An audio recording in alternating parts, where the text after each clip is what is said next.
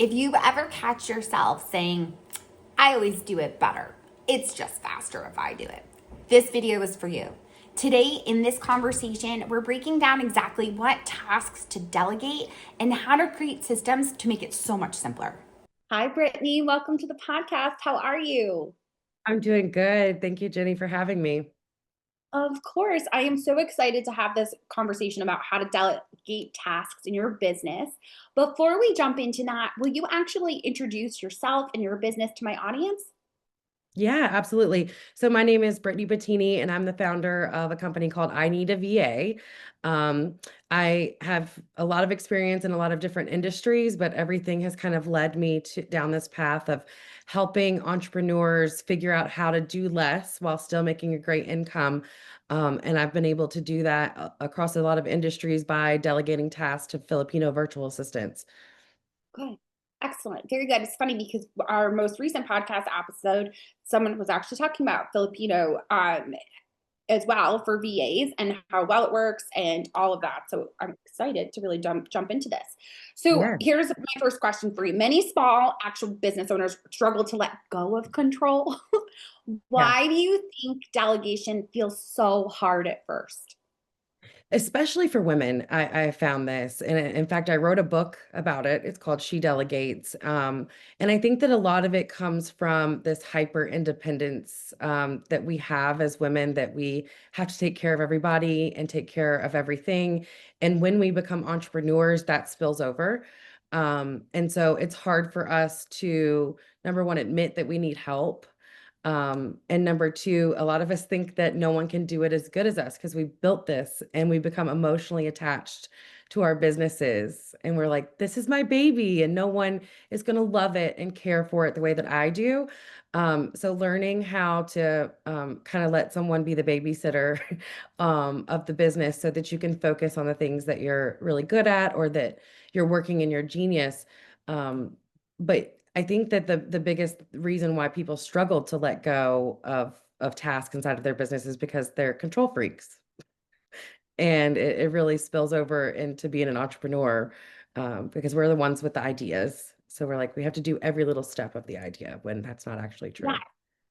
And I think too, as entrepreneurs, we've worked through so many things, learned the business to get it off the ground that we're so used to having to be in the business. It can be difficult to let go and not be that cog that stops everything. Right. And ultimately we become the bottleneck, and it inhibits people from wanting to purchase our business when it doesn't survive without us.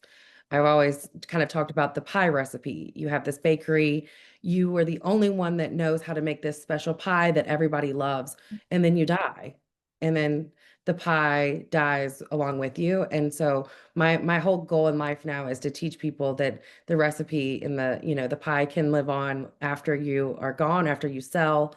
And it's been a whirlwind for me because I was the one that struggled with how to let go myself. My VA, the first 3 weeks, I don't think she did anything in my business. I totally understand that. So, when someone is first starting to delegate, where should they begin? Um, the life audit is what I call it. So for me, writing down every single thing I do during an entire week or 2 week period. And I don't just mean inside the business. I mean everything I do daily with my family, with my kids' school schedules, um, just every single thing I do from the moment I wake up until I lay down exhausted at night. And then having that list up, you can do it in your phone, put it on a notes app if you're not big with writing things down, or just, write it down as you're going throughout your day. Um, at the end, you go through and highlight the things that you don't want to be doing on a day-to-day basis, or things that could be delegated if you had the right person and had the right training for them to do it. And that's how I kind of built my insanely delegated life. I mean, I don't even do grocery shopping anymore. I have a VA who does grocery shopping. I have a VA who helps me with kids' PTO stuff. And then every part of my business, except for what I'm doing right now, is delegated. My only job now is to kind of speak and teach and help other entrepreneurs find my company. Um, And so everything can be delegated. We've just got to go down that list and figure out which things we want to start with and build from there. Yes. And I think often it's easy as a woman to start with the home, right? Like delegate there first, because let's be honest, I don't really enjoy cleaning my kitchen. It'd be great to be able to hand that off. So thinking it that way.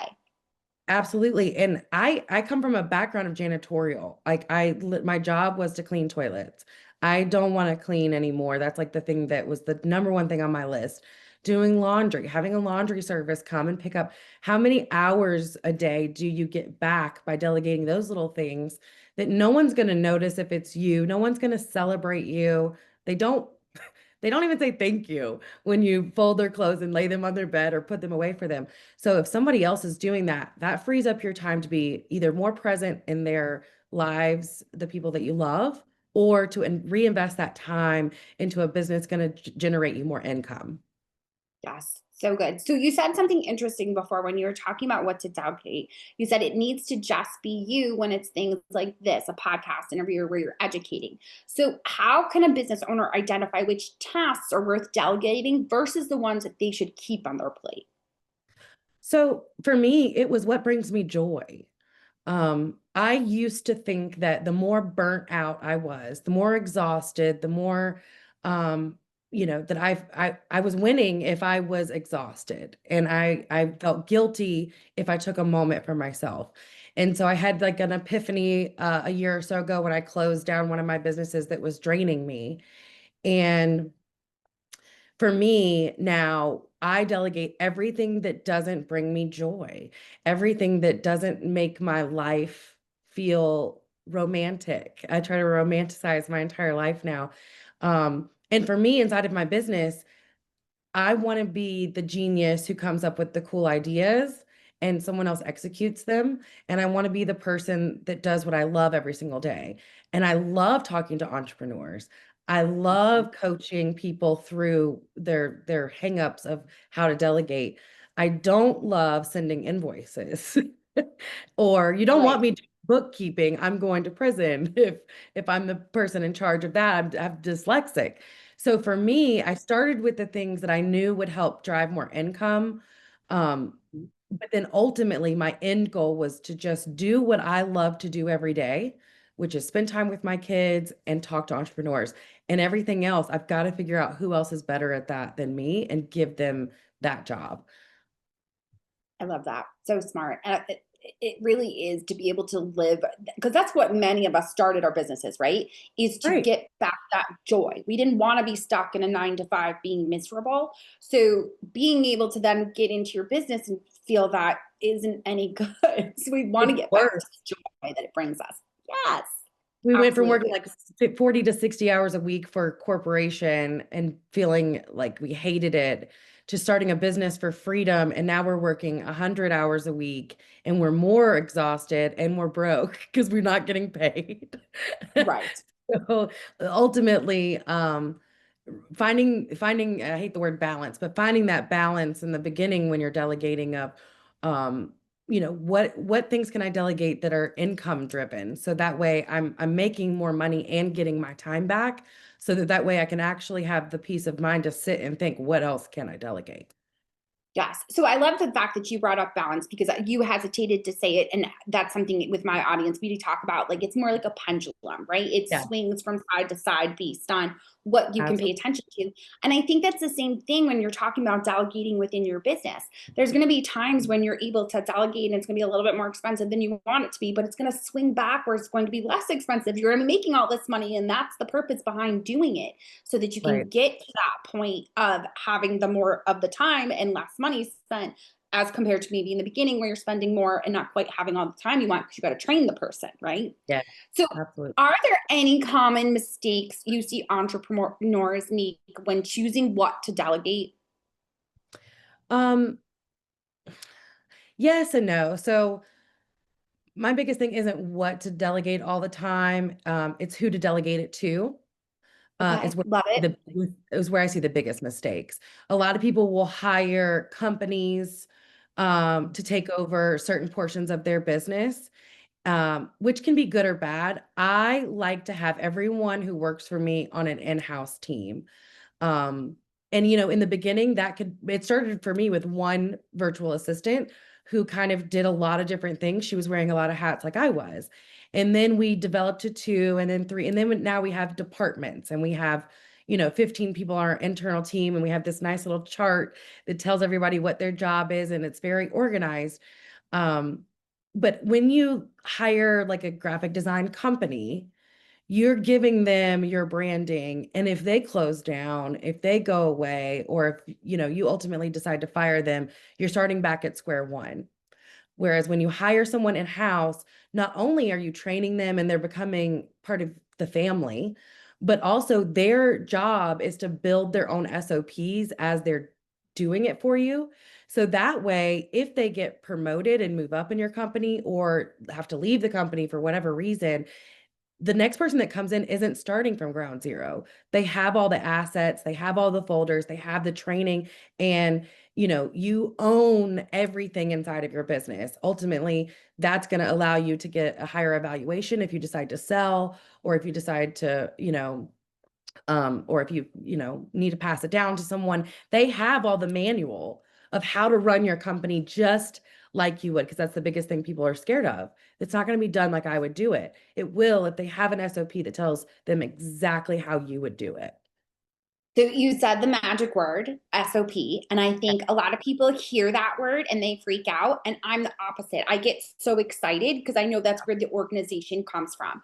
So, Absolutely. and I think it kind of like leads itself nicely into my next question, which is how do you ensure that tasks are completed the way you want without micromanaging?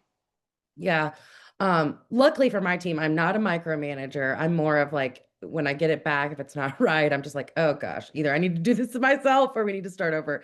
And that's where I learned how to really create SOPs that work, because I was the one that would be like, you know what, I'm just going to do it myself. It's faster if I just do it myself. So I had to figure out how to train somebody to be me. And so having an SOP that isn't just something that's written, having something that has videos, you can use Loom. You can actually have AI, and I'm not a huge fan of AI, but you can have AI watch your screen as you do a task. They have that new feature where you just press a button and it's like, hi, what can I help you with? And you're like, can you see my screen? And then walk it through. This is how we make a post on our social media. We start here, we go here, we click here, blah, blah, blah. And then ChatGPT will actually create a very lengthy, easy to read, easy to follow SOP for the person who's going to be doing that task moving forward. I always tell when I'm having an AI help me develop it out, because I'm not great at really small details, is explain this to someone as if they're a third grader. I want my 10-year-old kid to be able to run my company, explain it so that they could actually do it. So, a lot of times we don't over explain enough of how we want something done. We tell them a little bit of what we want and then we hand it to them, and then we're frustrated when it comes back and it's not correct. Um, and then having your team update the SOPs every time a process changes, every time something in your business is different than it was the last time you did it, that SOP needs to be updated and it needs to be ever evolving. That manual needs to be digital and just ever changing. Yes, we're big on as much video and audio as possible because that's how I Yeah. actually communicate better rather than it being written for them. Although we always have a transcript. I Yeah. love that you brought up AI. We are actually huge proponents of AI within my business and also within my audience. We love it. We have learned Yeah. that it's not replacing us. It's meant to minimize our time and Absolutely. make it so that we can maximize everything that we are doing. We actually have prompts specifically for our people that work on our team to be able to use that prompt to help create the content that we're using. So it becomes part of the SOP. Um, Absolutely. so I love that. So would you say you have a specific process for training someone on how to create the SOP? Are there steps that they have to take in order to like create it for themselves? Yeah. So the way that my company works is we do a lot of the recruitment for everyone from solo entrepreneurs and real estate agents all the way to we work with C-suite executives at Fortune 500 companies. So as you can tell, we're in 20 different industries. The SOPs are all over the place. We don't have like a set SOP to go with your VA. So we have to have a way for the VA to really create their own SOPs once they get into the job. A lot of it is the prompts that you talked about. We've developed some really great prompts that will help them. And then our training process, everybody that hires a virtual assistant from my company, their VA comes with pre-training. So they go through a week-long kind of boot camp to, number one, weed out people who aren't going to make it. And number two, to give them the tools that they need to be able to really perform well at their job. And in that process of learning a bunch of different tools and how we do things, they become a SOP machine for their clients. And so that's how we do it internally for our clients and internally for our own business as things continue to evolve. The SOPs get better and better. And as we learn more about AI, it becomes easier and easier to transform really amazing thoughts and processes into manuals for their company. No, absolutely. I love it. So now tell me about your hiring guide. What can we expect to find in this? We're going to link to it in the actual blog post so people will be able to get to it, but tell me what they can expect to learn from it.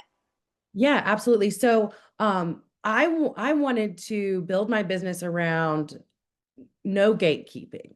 There's no secret sauce to where I find VAs or how I recruit them. I wanted to give that away. People pay me for convenience because it's a process hiring folks. I'm sure you know. There's a lot that goes into that, but I wanted them to have all those tools. So we put everything in the hiring guide, everything from where you can go to find a Filipino virtual assistant to hire, job listing of what you should put in the job description so that you'll get the right people to apply, what questions to ask during interviewing, how to vet them, what kind of questions to ask to make sure that you're getting someone who can actually do what it is you're hiring them to do, so that they can do it themselves. So it's a DIY guide on finding your own virtual assistant and hiring them and getting them onboarded. And then if you need us, we're there. And that's how I've built my business. We're 100% referral based. We don't run ads. Every one we get either comes from a speaking opportunity or from a very happy client who sent their friends over. And the hiring guide allows people to see that, oh, they'll just give us the entire blueprint. If we need them to do it for us, they're there to do it for us. Right. And if someone's looking to hire, they're looking to not spend the time probably doing the hiring as well. So that's Right. perfect that you In the take care of that management. process. So it doesn't stop once you hire someone. Once you hire a virtual assistant, the hardest part is the management because they're on, they're in a different country, monitoring them to make sure that they're working on what they're supposed to be working on, that they're not double dipping and working for 15 other clients, making sure that that they have ongoing training. The reason my team is so successful is because we invest in them, and we don't just invest in our internal team. We bring in outside experts to teach the VAs that are working for our clients on an ongoing basis. So that's one of the things that people really love about working with us is not only do we do the recruitment, we're monitoring and training them as long as you're a client of ours. Excellent. So we are going to link to that. We're also obviously linking to your website because people are going to be wanting this. I can tell already. Brittany, it was fabulous to speak with you. I really appreciate you taking the time to speak with me and my audience. Absolutely. It's a pleasure, and I'm thankful to be here with you today.